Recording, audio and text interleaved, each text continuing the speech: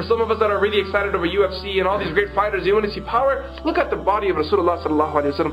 Look at the power of Rasulullah sallallahu alaihi wasallam. Such a strong individual, such a powerful individual, that the greatest wrestler of the time, Rukana, he comes in front of Rasulullah sallallahu alaihi wasallam. He says, "Oh Muhammad, you put me to the ground and I become a Muslim." And Rukana had never lost a fight in his entire life.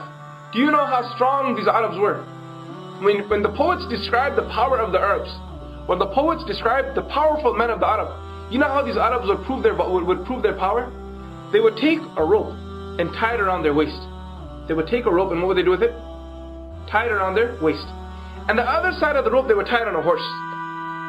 Then, with both of their hands, they would grab a tree. And they would whip the horse and see if it could pull that person away from the tree. Can you imagine that? They would whip the horse then and say, "What? Let me see if you can pull me away from the tree." And he would be holding to the tree like this. These men were rock solid. These men were true strong men. You can't even imagine that.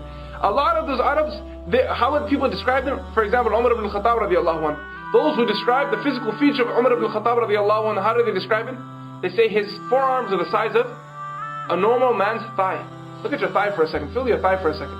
Right? The forearm of Umar ibn Khattab radiallahu anhu was the size of a normal man's thigh. These men were strong men. And this man comes in front of Rasulullah sallallahu alaihi wasallam. He sees a beautiful, handsome face and he thinks that there's no power behind it. He sees a beautiful, handsome voice. He hears a beautiful, handsome voice, and he thinks there's no power behind this man. And he says, "Muhammad, why don't you beat me, sallallahu alaihi wasallam, and I will become a Muslim?" Rasulullah sallallahu alaihi wasallam said, "Okay, bring it on." Rasulullah sallallahu alaihi wasallam didn't check it out. He said, "What did he say? Come on, let's go right now, on the spot. Let's go right now." And the person came to Rasulullah sallallahu alaihi wasallam. Came, and Rasulullah sallallahu alaihi wasallam, what did he do to him? He picked him up and put him on the ground. He put him down.